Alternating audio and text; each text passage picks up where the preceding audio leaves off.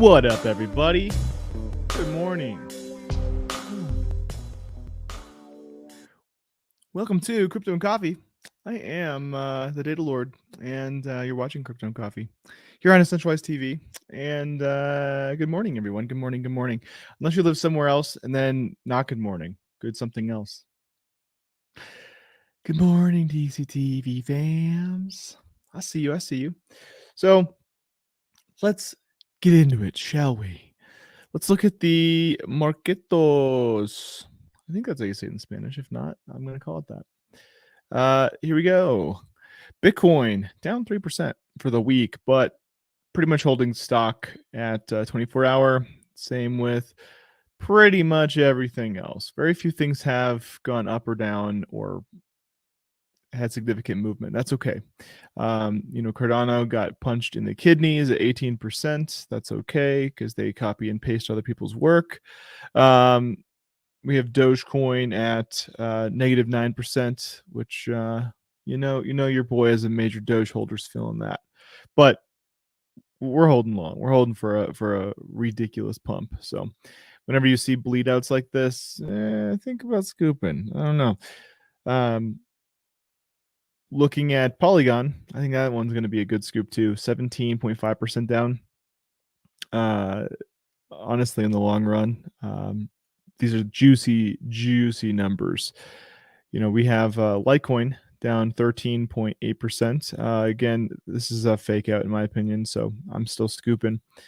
And Monero, people sleep on Monero, but legit, Monero's tried, true, secure, smart, big community of people who are passionate about having it be a privacy coin. So don't sleep on Monero either. But let's look into just a little bit of the charts. Show you what I'm talking about. What I'm talking about over here in the little trading view application situation. So this is Litecoin here I was talking about. We're in this channel. Like I'm not tripping at all here. If you look at weekly candles, you can see kind of where we're at. So we've had this big rally back in 2017. We had this rally in 2019. We had this rally in 2021. And we haven't had a rally since then. So hint, hint, halving's coming up. So we're working within these channels right here. And I'm really not concerned that we're staying on track. We're in the channel. It's tightening up, coming into that halving. And we bounced right off it. Not going to worry about it. We're going to bounce right off this. We currently do, mind you, on the weekly, that is a spinning top, meaning indecision. So I think what's happening is, the market's looking at Bitcoin saying, hey, what's Bitcoin going to do? And then depending on what Bitcoin does, which frankly is depending on what the SEC does, we should see movement upward. And at some point, we're going to break out of this channel. We're going to break out of it hard. And in my opinion, I think it'll be to the upside. But who am I? What do I know? What do I know? What do you get if you mix a elephant, a hippo, and a rhino? Hell if I know. That's a joke for you this morning. And looking at Bitcoin here, let's see. So, Bitcoin's weekly, kind of the same deal, descending wedge here. And this is good. This is accumulation zone. And so, we're at this very moment sub 26,000 on a few different exchanges. So like anything that's sub 26,000, in my opinion, is a good pickup, especially once this SEC nonsense resolves. I think we'll certainly see a little bit more. Yeah, I'm thinking we could still see big flash in the pan like this candle here, where it just has this enormous wick down, but it didn't stay there at all. That could happen, but I'm not anticipating that. And Dogecoin, this is another one I'm paying attention to, but we broke out of this little channel. There's not a ton of support for the support because it's kind of moving sideways. So That being said, this does technically, in my view, mean that we are underpriced on Dogecoin. So could be a really nice scoop, especially because you see goofy price action. Like it just goes up a few 100%, and especially being coupled with Litecoin's having coming up, Dogecoin could be a nice hedge in addition to that. But just make sure you got your, um, you know, your weightlifting belt on, because sometimes you might carry bags for a little bit. You might just do that. You don't want to pull muscle. It's important not to pull any muscles when you're doing things like that. Randomly, Tezos is up 7.3%. So looking at the daily on Senor Tezos, apparently hit a bottom. So 67 cents looks to be the bottom for Tezos. Really hasn't hit that level in most exchanges histories. So I would consider we have a double bottom on Tezos. So yeah, it's certainly not financial advice. I'm just some guy talking on the internet, but I I people tell me things. I look at stuff. I know things. So that is our general price action update. Like we're in this accumulation channel on Bitcoin. Intent accumulate. I don't really see us going sub 25K for very long, even if we do dip into that zone. So just DCA here.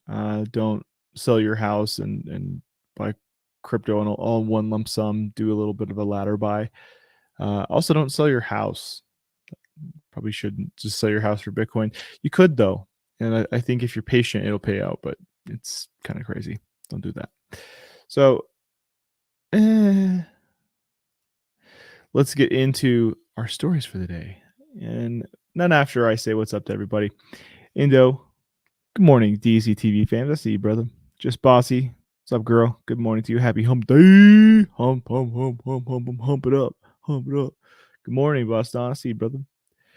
You have a typo. You spelled hump day WEDNESDAY. It's kind of weird. Hump day. Got Koba with the good morning. Doesn't know what I'm talking about. That's okay. Neither do I half the time.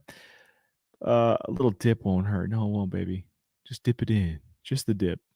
No FUD, chill, and hodl. Buy if you can while it's low. Real talk. That's the move. And while it lasts, because we know when the next bull runs bottoms will be. Yeah, and I, dude, look, that's why I'm here. You got to know that I'm here because I want to make sure people have a place to hang out and learn and grow during the bear market. Because once we hit bull market, guys, we're gonna look real smart and we're gonna be having a whole lot of fun. And you're gonna be able to say, "Man, I'm really glad I spent the whole bear market chilling with the team over here." Learning now, I know what the hell I'm talking about. When my guy at work is like, "Yo, man, you seen the ape coin?" I'm like, "Bro, don't buy into ape coin. Stop that." Like I can give him some sound crypto perspective, right? So let's get into it. We're of course going to talk about hacks. People got hacked, and I want to talk about security operations because I think a lot of people sleep on like what security might look like inside of crypto. And people are often saying like, "Oh, crypto's a scam, it's dangerous, people can get hacked and whatnot." I'm like, yeah, but let's always analyze why hacks were successful. It's never because blockchain is insecure. It's always like someone didn't change their password, or someone didn't update their server. It's stuff like that, right? So get into it, baby. DeFi lending protocol Sturdy Finance hit by exploit over 750,000 drained. Ouch. Not quite a million. Still a good hack though. I wouldn't be I wouldn't be hurt if I like woke up and accidentally there's 750,000 in my bank, Okay, the DeFi platform team's trying to communicate with the attackers as its stolen ETH has moved through Tornado Cash. Okay. And of course, every hacker has no face, lives inside of a green and black room, and only uses a laptop screen. It's science. DeFi lending protocol, Sturdy Finance, has been hit by an exploit that drained 442 ETH, around $768,000 from the platform. The exploit was highlighted by blockchain security firms like PeckShield and BlockSec. Man, can we just for a second give shout outs to PeckShield and BlockSec? These guys are everywhere. Like they are calling it left and right with these like hacks. Like they, man, just props to the homies. I see you. Yeah, it's made of MTRX. You forgot about the hackers. I thought you were gonna make a new hacker image, dude. I don't know. I don't know if I have the power to do that. The Sturdy Finance team acknowledged the hack and paused activity on DeFi platform as they investigated the issue. The protocol enables borrowing against liquidity provider tokens from exchanges like Curve and Balancer as collateral. The decentralized application offers two lending markets, Ethereum and dollar-pegged stablecoins. Sturdy Finance core team member PGP Sam noted in the project's Discord channel that from our investigation so far, the stablecoin market is unaffected. And here's that Sturdy Finance here. We're aware of the reported exploit of the Sturdy protocol. All markets have been paused, which is that's what you do. No, I clicked it. Stop it. No additional funds are at risk and no user actions are required at the time. We will be sharing more information as soon as we have it. However, while activity remains paused, stablecoins and ETH users cannot withdraw from Sturdy pools. PGP Sam added, our priority right now is understanding the exploit, how to mitigate it, and communication with the hacker. How did the exploit happen? Initial reports indicate that the attacker manipulated the price oracle of a collateral pool and siphoned off funds from Sturdy. The BlockSec team reported the attack's post-mortem report on Twitter this morning, noting that it was a typical balancer's read-only reentrancy attack. Okay, so here we're going to analyze this here. So a balancer, basically they have a load balancer. This is what this is saying. They have a server that says, hey, whenever someone asks for a server, look at how much load each server is handling. If one's at 68% load, the other one's at 80%, why don't you send the new traffic over to the one with 68%? That way they can share that, weight of user activity. And apparently one of these load balancers had a read-only state, but there was a reentrancy, meaning you could get in again if you basically peg the server super quick. So and looking at that real quick, so I just want people to understand what the hell this is talking about. So what is a reentrancy attack? So we often hear about major attacks conducted against projects that have failed to get a smart contract audit. You know the story, headlines with eye-watering numbers, a once promising project now relegated, not regulated, to history. The usual narratives peddled about the Wild West of crypto. Yet for all that, there is striking little discussion around the technical nuts and bolts of what went wrong and how it might be averted in the future. As new and rapid growing technologies and vulnerabilities are, of course, inevitable, and paradoxically, they're also essential for increased blockchain security as they push projects to understand potential weaknesses and avoid future attacks, both through better preparation and through simple security measures like having a third-party smart contract audit. With that in mind, the blog post will take you through some of the most infamous exploits in the blockchain security, the reentrancy attack. So in simple terms, a reentrancy attack occurs between two smart contracts, where an attacking smart contract exploits the code in a vulnerable contract to drain it of its funds. The exploit works by having the attacking smart contract repeatedly call the withdraw function before the vulnerable smart contract has had time to update the balance. So that's what it means by balancer. It's a different type. This is only possible because of the order in which the smart contract is set up to handle transactions, with the vulnerable smart contract first checking the balance, then sending the funds, then finally updating its balance. The time between sending the funds and updating the balance creates a window in which the attacking smart contract can make another call to withdraw its funds. And so the cycle continues until all the funds are drained. That's brutal. But like this, it may seem simple, and yet the scale and cost of such reentrancy attacks should be a reminder that you can't be too safe when it comes to your code. And that a third-party smart contract audit could be a staple of any project serious about their smart contract security. So here's kind of the big picture of it, right? We have contract A, which checks the balance, sends the funds, and updates the balance. It sends the funds over, and there's this function that basically starts that over again before the blockchain can complete the update balance. And so it'll just keep sending funds before the update can happen in time. And money. So that's how that piece works, just so people are understanding. So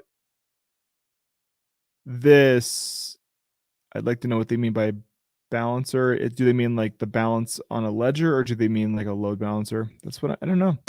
A reentrancy attack happens when a smart contract function interacts with another contract, and that another contract calls back to the first contract before it has finished its execution. So in this case, the attacker repeatedly called the BST stable pool before previous transactions were executed, causing the pool's price oracle to malfunction and reflect a threefold increase. The attacker had used the BST stable as collateral to borrow on Sturdy. Oh, so he hacked a bunch of stable coins and then used it as collateral to borrow money. That's so smart. As its price increased, the attacker withdrew collateral from Sturdy's pool. At this point, the actual value of their collateral is 1/3 of this inflated amount, allowing the hacker to benefit from the difference. You see what happened there? So the attacker took a flash loan from Ave, or or I don't know how you pronounce that, of 50,000 WST ETH and 60,000 WETH, worth around $191 million to conduct the attack. PeckShield reported the exploiters moved the stolen funds via Tornado Cash, an Ethereum mixer that adds a layer of privacy in transactions by obscuring the link between sender and recipient addresses. Government sanctioned Tornado Cash last year due to its use by the North Korean hacker group Lazarus.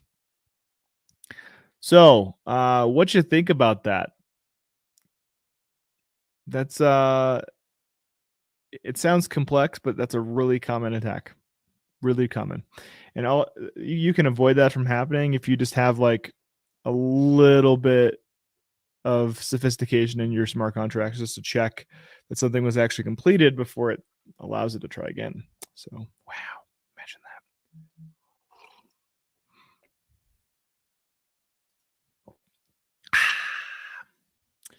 So, let's talk about China. So, will China follow Hong Kong's lead and reconsider its crypto ban? Well, a hint suggests so.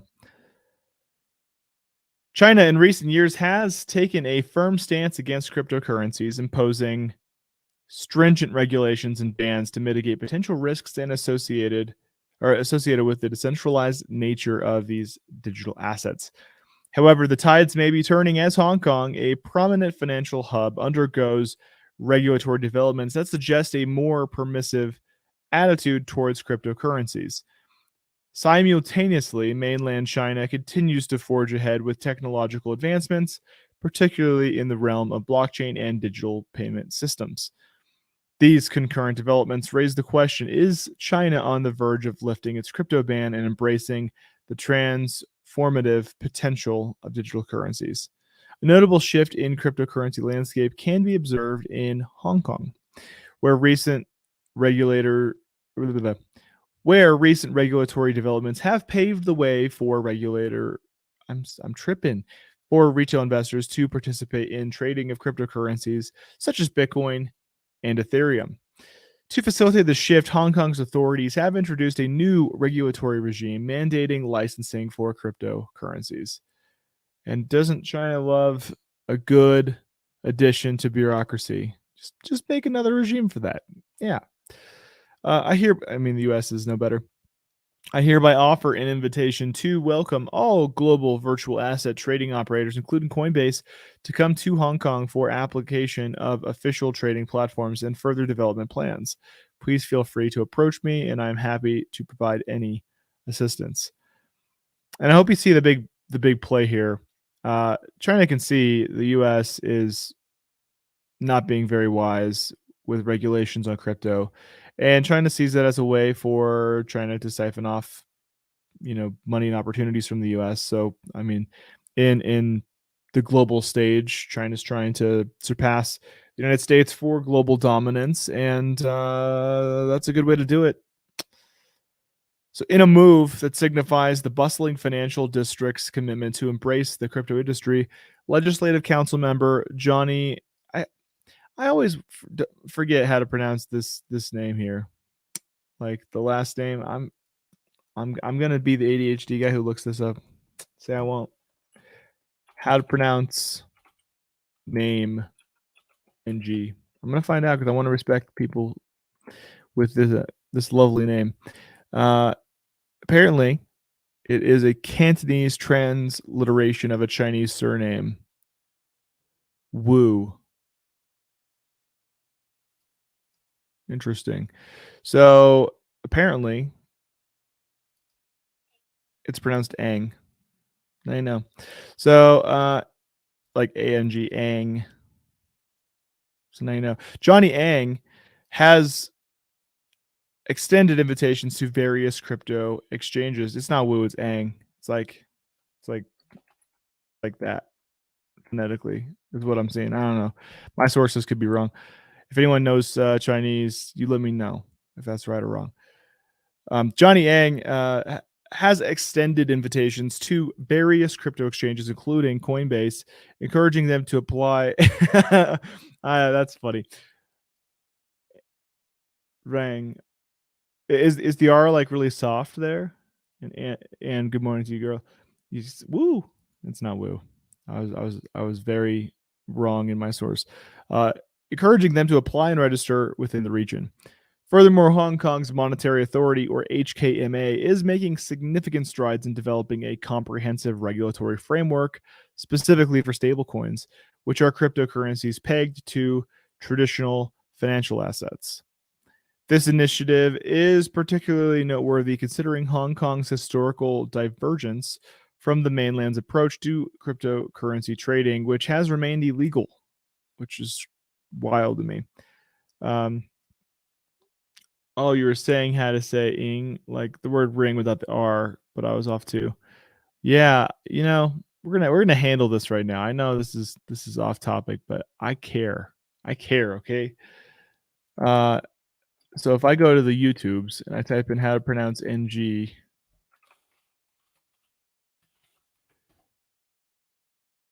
how to pronounce it correctly, Chinese name pronunciation.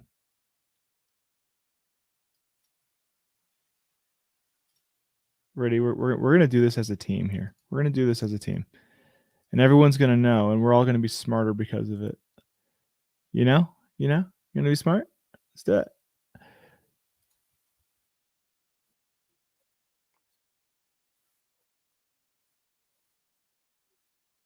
Cantonese transliteration of Chinese surnames. How do you go about pronouncing it? In English, it is usually pronounced as Ang. Ang. I know, it's Ang. So that was a tangent, but I had to do it. I hope you appreciate it because we're all a little bit tighter in our pronunciation now. You feeling that? You feeling that? So back to the story here. So HKMA's recent announcement of stablecoin regulatory regime set to be established by 2024 highlights the region's eagerness to align itself with the global advancements in the crypto space, while potentially opening new avenues for innovation and investment. And I think that's the goal here. Moreover, BOCI, a financial institution based in China, has recently conducted its inaugural tokenized security issuance in Hong Kong, amounting to CNH 200 million. Wow, look at that, Anne. You were on point, girl. You often are on point. And now Indo knows too. NG is Ang. There's, I think if you just imagine an invisible A there, it's like NG, like ANG, Ang, then it makes sense. Issuance in Hong Kong amounting to CNH 200 million. I don't know if that means Chinese 200 million. This significant move signifies the growing integration of digital assets within the financial landscape of both Hong Kong and the country. So, China crypto outlook, Internet 3.0, and shifting perspectives. Amidst the noteworthy regulatory progress in Hong Kong, the anticipated surrounding the potential lifting of Beijing's crypto ban goes beyond the influence of these recent developments. A clear indication of the country's evolving stance can be seen in the planned annual investment of at least 100 million yen, or 14.1 million. So in the Shaoyang district, specifically aimed at supporting the development of Internet 3.0 industrial ecosystem. Gundy, what up, boy? I see you, brother. By the way, Gundy, you missed it, but the Chinese last name NG is pronounced Eng. There's an invisible A, Eng. I know. Adding weight to this hypothesis, Beijing released a white paper on Internet 3.0 innovation and development in mainland China, which highlights blockchain technology as a crucial infrastructure. With Hong Kong's progressive regulatory regime and China's explicit emphasis on blockchain technology within its strategic plans, the possibility of a significant change in China's crypto stance becomes increasingly plausible. As the nation embraces Internet 3.0, or Web 3.0, what's called by its real name, and invests in the infrastructure required to support it, the question arises, will China soon lift its crypto ban and embrace the revolutionary power of digital currencies? The answer may lie in the unfolding dynamics of both Hong Kong and mainland China's cryptoscapes. And so it looks like there's a few reasons why mainland China is interested in piloting Hong Kong and then kind of following after. Because the relationship between Hong Kong and mainland China is pretty interesting. Like Hong Kong, it's kind of like Las Vegas. Like there's a lot of things in Vegas that are legal that aren't legal in most of the country. And then, but Vegas has its own autonomy. In a similar way, Hong Kong kind of has like looser, regulations. Same with Macau. And then mainland China is more like mainland US, where it has more strict laws throughout most of it. So interesting stuff I'm learning. But if you would smash that like button, it helps other people find this channel so they can not be noobs and learn about what's going on in the space and not just all the noise that their buddies in the gym tell them. So cheers to you. Smash thine like button. Blockstream is ready to launch ASIC for Bitcoin mining. So I thought this was pretty interesting just to see more news about actual mining hardware here. So Blockstream is preparing to unveil its highly anticipated ASIC, which for those who don't know, it's an application-specific integrated circuit. The idea here is you have like CPUs, which are really general chips. They can do lots of kinds of math, but they're not very good at any one of them. But you can give them lots of tasks. So that's why your computer can do all sorts of computations. But that's why you need a video card to run things like Grand Theft Auto 5, where if you want that type of math to be done, you have to have chips that are specialized for physics and geometry. And then sometimes if you have an algorithm and you're going to do the same algorithm over and over and over again, and your concern is, how do I do this algorithm at scale for the least amount of power cost, because that's your big expense here. Let's say YouTube video compression. You would need an ASIC, an application-specific integrated circuit. So it's literally a one-trick pony computer chip. You put data in it, at an analog level, not a digital level, it will run it through analog circuitry and pump out the answer. So it's basically a calculator that only does one function in and out.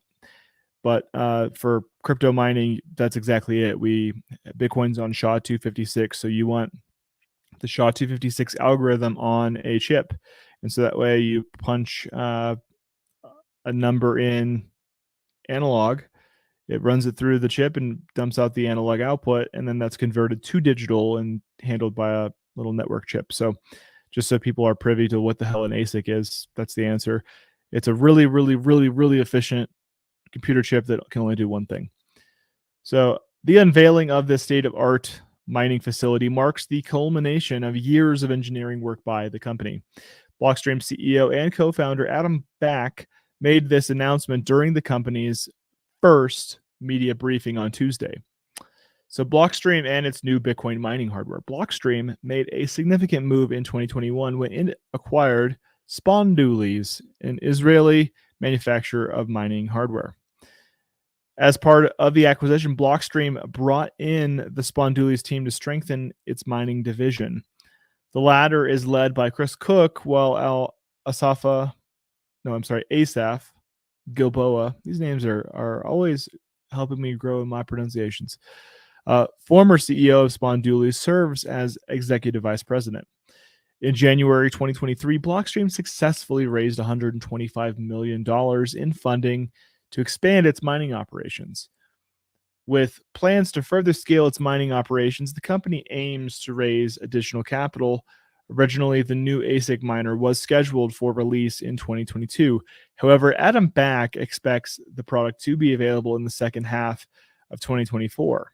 So pay attention. Q3 and Q4 of 2024, we should have these available. So I'll let you know if I get my hands on some. Blockstream's development of an ASIC miner demonstrates the company's commitment to advancing the Bitcoin mining ecosystem. ASIC miners are specialized hardware devices specifically designed for cryptocurrency mining. Powerful machines are capable of performing complex mathematical calculations needed to secure the Bitcoin network and validate transactions. So that's functionally what's happening when you're mining. You're improving security because bad submissions are drowned out by correct submissions, and it validates transactions securely. So that's why Bitcoin matters. It's the most secure network on the planet because it has the highest cost of security. Now you know. ASIC, a new impact in the mining world. The introduction of Blockstream's ASIC miner is expected to have a significant impact on the mining landscape. The adoption of this technology by more miners could lead to an increase in the overall hash rate of the Bitcoin network, improving its security and efficiency. ASIC mining is expected to provide miners with a competitive advantage in the increasingly competitive Bitcoin mining industry. Blockstream's entry into the mining hardware business is in line with its broader vision of promoting the adoption and development of Bitcoin infrastructure. The company has been on the forefront of several initiatives aimed at strengthening the Bitcoin network and expanding its use cases. One prominent project of Blockstream is Liquid Network, a federated sidechain built on top of the Bitcoin blockchain. The Liquid Network enables fast and more confidential Bitcoin transactions, meeting the needs of institutional investors and traders. I need to look into this Liquid Network. That's cool. Blockstream also participated in the development of the Lightning Network, which I knew that part. A layer 2 scalable solution a layer 2 scalability solution that facilitates faster and cheaper Bitcoin transactions. And for those who don't know, here's how Lightning functions. It has a sidechain that your transactions are submitted to. Those are live. So if let's say I had a company and you were an employee, you would be paid by the minute. And so you just live have money going to your account. And at the end of the business day, that account would basically settle on the actual Bitcoin, the actual Bitcoin ledger. So instead of making lots of tiny short-term transactions to the Bitcoin network. It just settles on Bitcoin and has the live balance back and forth happen on Lightning. So pretty cool. So by entering the ASIC mining market, Blockstream intends to help improve the Bitcoin network. With expertise in hardware and software, the company is able to offer comprehensive solutions for miners, improving the overall efficiency and security of the network. So it's complex but worthwhile development. The delay in the release of the ASIC miners demonstrates the complexity of developing state-of-the-art mining hardware. Blockstream's commitment to ensuring the highest quality product is commendable, as it seeks to provide a miner that meets the needs of professional miners and provides a competitive edge. And trust me, with Bitmain as the lead in mining, you're going to need a competitive edge. As the third quarter of 2024 approaches, the anticipation of Blockstream's ASIC miner continues to grow. The mining community eagerly awaits the unveiling of this innovative mining facility, which is expected to set new standards of efficiency and performance in the Bitcoin mining industry. In conclusion, Blockstream's imminent release of the long-awaited ASIC miner represents a significant milestone for the company and the broader Bitcoin ecosystem. With the acquisition of Spondoolies, which is not only a fun word to say, but also a company, and successful fundraising, Blockstream is poised to make a substantial impact on the mining market. So we'll see. We'll certainly see if this is all smoke or if they mean it. But I mean, Blockstream's not a joke. They're seriously building in the space. So I'm hopeful that this is going to provide healthy competition, because I don't think it's a good thing for the entire crypto space to kind of, if you really, really want to get into Bitcoin mining and be taken serious and be competitive financially, you kind of have to go with Bitmain. Like, if you don't go Bitmain, you better get a really good deal on something, because the efficiencies just aren't the same. So now you know.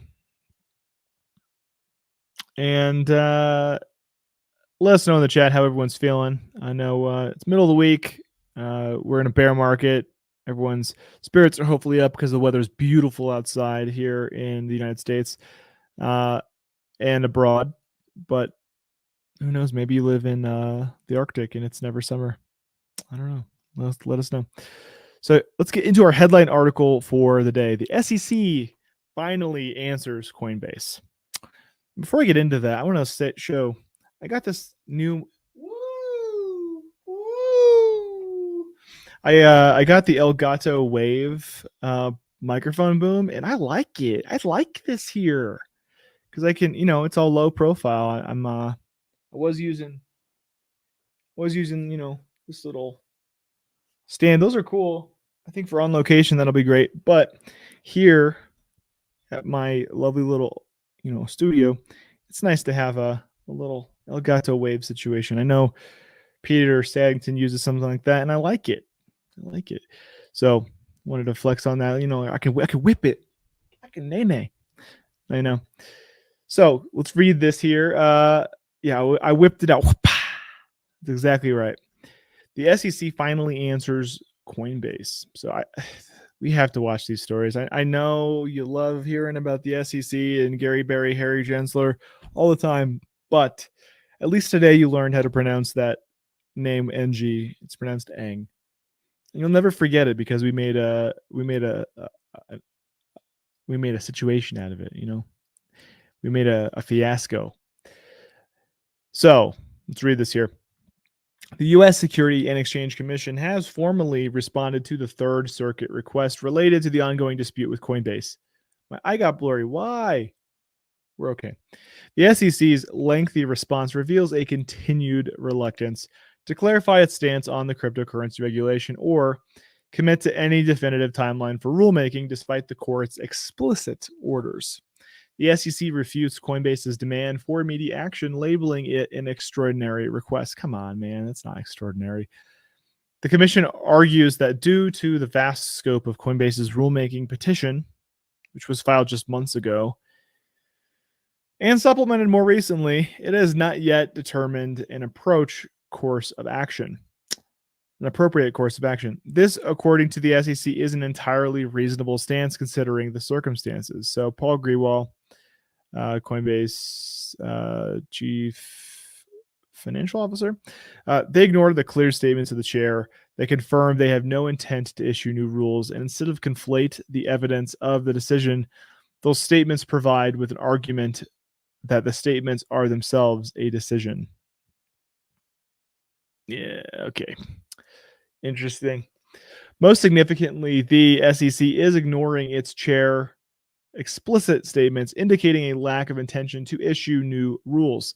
Instead, it conflates these utterances as evidence of a decision while denying that these statements constitute a decision in themselves. In a somewhat unexpected development, the SEC has given an estimated timeline for further action. The counsel for the commission states that they have anticipated being able. No, I did it again. I'll learn someday. Actually, I'm going to turn that off right now because if I don't, I'm going to forget and it will happen stream over stream over stream over stream. I have some random alarm that goes off every single day at 7:45, and I think it just told me that I had to get up in the morning on a Sunday, and I hit okay to everything, and it's just still here. It's just still here, man. Wow. See that? Now it's off. Now you know. You'll never hear that again. My apologies. Most significantly, the SEC is ignoring its chair's explicit statements indicating a lack of intent to issue new rules. Instead, it conflates utterances as evidence of a decision while denying these statements constitute a decision themselves. In a somewhat unexpected development, the SEC has given an estimated timeline for further action.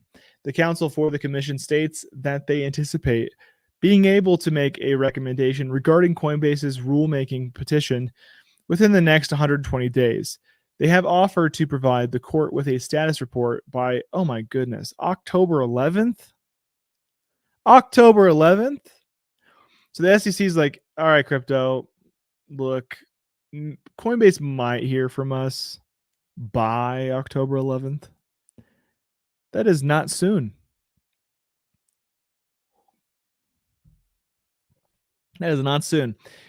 What that tells me is that they know not giving answers is going to keep the crypto market down, and them and their buddies could probably buy in. That's probably what's happening here. So you heard it here. Good likelihood October will have Bitcoin pump. Who knows? Yeah, dude, the SEC is playing games, and look at the timeline. What are they hoping to achieve with that delay? I think it's just a government agency, and nothing happens quickly unless they wanted to. That's how that works. So Bitcoin's probably going to get some regulatory clarity, at least for Coinbase, which is technically implicitly Bitcoin, by October 11th. So eyes on that price, baby. I'm throwing that in my my charts here real quick. October 11th, huh? SEC. October 11th. I put vertical lines to mark dates. That way I don't forget them, you know? Little October 11th. There you go. There you know it. And then I'll put a note here saying SEC to Coinbase. And we're going to be so smart over here. We're all so smart. So now that's done. Coinbase's petition has put pressure on the SEC to take a definitive stance. Yeah, the SEC is at level 6 of fork around chart. Yeah, that's true. They put pressure on the SEC to take a definitive stance on cryptocurrency regulations, which has been a point of contention between regulators, cryptocurrency companies, and investors. It remains to be seen how the court will respond to the SEC's recent assertions and its proposed timeline for action. Well, they just told us. While this response does provide some clarity on the SEC's current stance, it further underscores the complex regulatory environment surrounding cryptocurrency, With the SEC's cautious and meticulous approach, I mean, if that's what you want to call it, the crypto industry must continue to operate in a climate of legal uncertainty. And I got to tell you here, when you're trying to get things funded, the legal uncertainty really, really affects your ability to get any serious amount of money invested into what you're doing. Like we are bootstrapping things out in this space. Like people who are building in crypto right now are bootstrapping. Most people are working a day job and then they're also on the side building crypto stuff with the expectation that the crypto stuff will be worth something once there's legal certainty. And, I suppose these are the trials that test the hearts of man, right? You will find out if you are weak or if you are strong by persevering through the winter. And apparently the winter is going to be a few years long. Yeehaw. I'm not saying the crypto winter will necessarily be, but certainly as far as regulatory certainty goes, all-time highs, I don't think are going to be seen until, at least globally, there's regulatory certainty. And I think most countries are watching the US handle it, and then they're just going to copy it or just do it one better. So, Interestingly, get some good news here. Crypto news. Uniswap unveils version 4. And so we've been talking about Binance and how they've been affected by, the SEC suing them and all that. Well, really, we should be focusing on decentralized exchanges and not centralized exchanges. I know centralized exchanges provide fiat off and on ramps, which is fine, but most of your trading shouldn't be done there. And once you are ready to throw some money into your bank account, it's probably a good idea to use something like Uniswap, swap it into something that does have a fiat off and on ramp, throw it onto a centralized exchange, and take your cash if you need to. I know that's a little bit of orchestration, but it protects you from all sorts of issues. So, the important crypto news for Uniswap, which has finally announced its version 4, new possibilities in the area of liquidity creation and token exchanges on the blockchain. The news is reported from their own Twitter channels, which reads, "Today we're announcing our vision for Uniswap version 4. We see Uniswap as core financial infrastructure and think it should be built in public with space for community feedback and contribution. An early implementation of the code can be found here." And this is a unicorn drinking water. So encouraging. So let's read here. Uniswap version 4, new possibilities in trading tokens and beyond. 2 years ago, Uniswap introduced Uniswap version 3, a watershed moment for on-chain liquidity and decentralized finance, or DeFi. Currently, the Uniswap protocol has become the largest decentralized exchange protocol, or DEX, handling a total trading volume of more than 1.5 trillion. $1.5 trillion. It's not a joke. Big deal. As a public infrastructure, it represents a crucial part of the crypto ecosystem. But as technology and markets evolve, the Uniswap protocol has to continue to develop.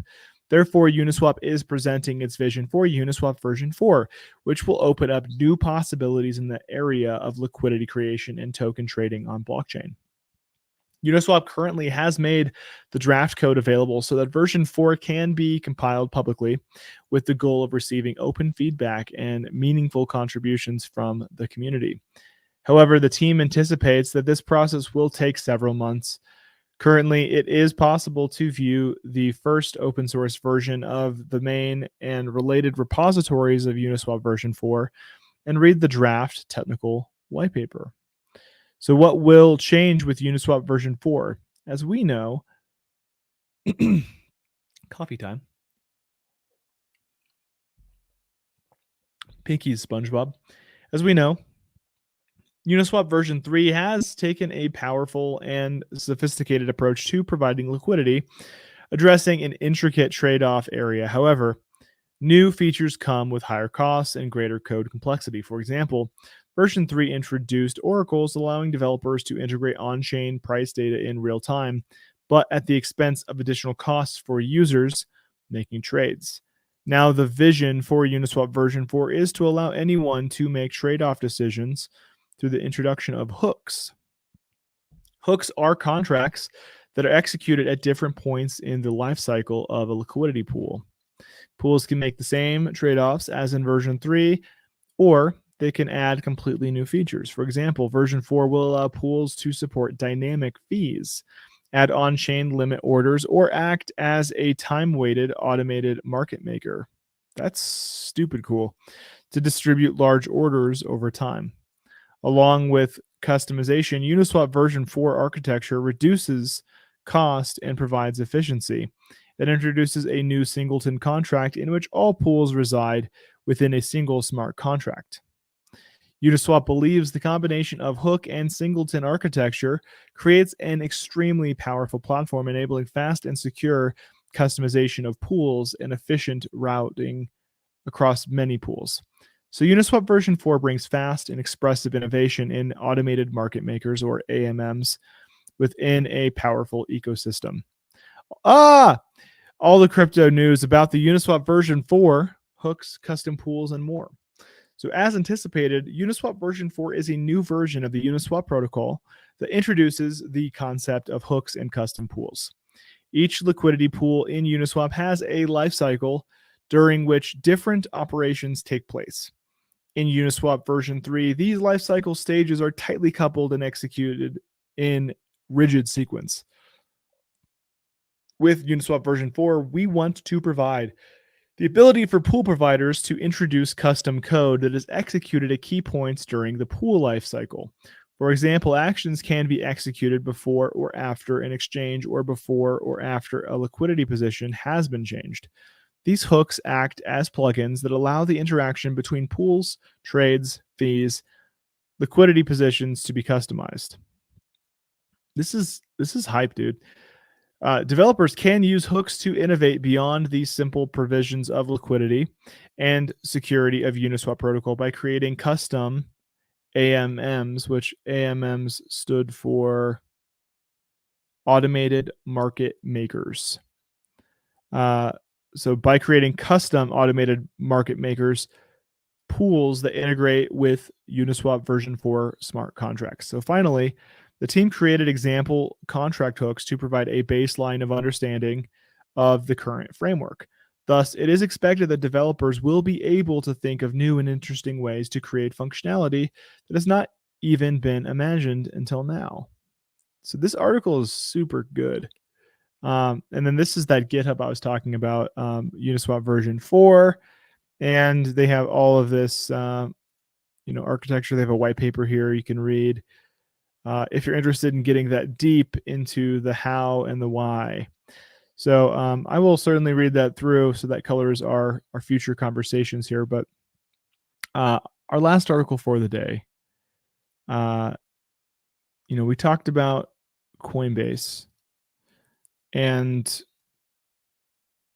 now I want us to talk real quick about Binance. Okay. So Binance US calls to dismiss the SEC's restraining order request. So in a rebuttal against the SEC, Binance.US argued the regulator's motions should be denied. A week after the Securities and Exchange Commission filed a civil enforcement action against Binance.US. Hold up. What's up, Briggs? I see you, brother. They will lose. You're so positive. I appreciate that. The crypto exchange has hit back, stating that all of the regulators' claims are invalid and their mama's fat. Binance argued against the SEC for a temporary restraining order on the company, also known as BAM trading, and said that such an action would have destructive consequences, which will subsequently affect the platform's ability to even fund its defense to this action. Binance hits back. So in its latest filing, Binance US affiliate argued that the agency has not identified a single security trading on BAM's platform. The request for a restraining order would primarily harm BAM's customers, effectively put BAM out of business, and subsequently prevent the company from defending itself in the litigation. deeming the SEC's request as draconian and unduly burdensome, which that sounds like a song name from like a 2006, metal band. Draconian and unduly burdensome. Sounds like a Devil Wears Prada title.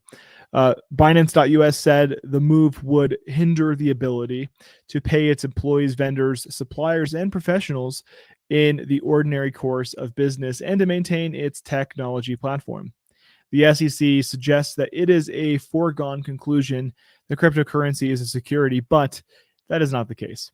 The numerous cryptocurrency exchanges, including BAM, have operated in the United States for years without interference by the SEC, belies the claim that they are clearly covered by the securities laws. Binance.us further said the SEC's motion is riddled with mistakes and omissions to inappropriately deem that BAM customers' assets are not secure. So, cooperation with the SEC, Binance US claimed that it had made significant efforts over more than 3 years to cooperate with the SEC's investigation. BAM Trading was first served with a subpoena on December 17, 2020, that resulted in over 2 years of documentation production as well as a series of follow-up requests. This included additional subpoenas issued on 5 occasions between September 2021 and October 2022, and a set of 28 written interrogatories. Is that right? Interrogatories, that's what it is, on December 28th, 2022. According to the filing, Binance furnished a bevy of informal, written, and oral requests for the investigation. During the period, the company produced more than 700,000 individual communications. Come on. Including nearly 11,391 emails, 8,196 email attachments, and 652,817 other messages. Dude, they're trying. The other crypto exchanges' complaints are about fully cooperating with the SEC, echoed similar issues faced by its rivals that draw attention to the regulatory agency's failure to provide clarity. Last week, Robinhood's chief financial legal officer, Dan, how do you pronounce that? Glaffer? I think so. Also said the popular trading firm tried to register with the agency as a special purpose broker for digital assets and even went through a 16-month process, but did not see any fruits of that effort. Paul Grewal, chief legal officer of Coinbase, Paul Grewal's chief legal. I said earlier he's financial legal. Also expressed this frustration over the matter. The exec said Coinbase failed to secure a registration despite months of discussions and blamed the SEC's lack of response or any counterproposal. So just understand that's what they're going through right now. Like it's that level of effort on their company just to play games. And even then, the SEC is just dangling carrots and acting like an abusive ex who you still have stuff at their house. Like that's what he's acting like. So man, just keep calm and huddle on. Don't trip about this. Like we are in a good space. I think the right pressures are being put on. People are being above reproach, and that's how we have to handle things. So keep calm and huddle on. This is the crypto winter. But thank you so very much for joining us here on Crypto and Coffee on Decentralized TV.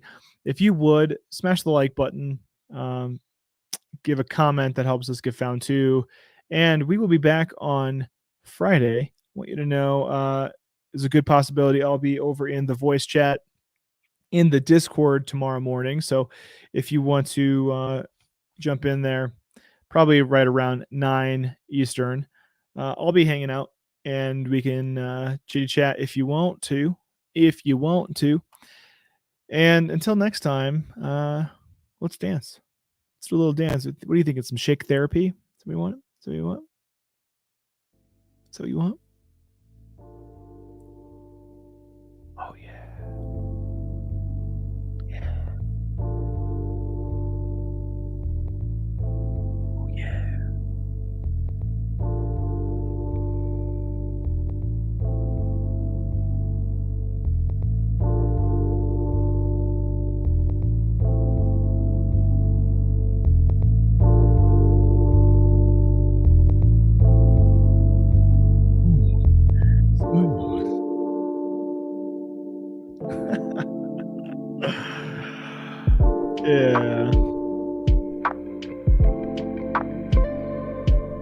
the rest of your week has this vibe right here. Just chilling, you know?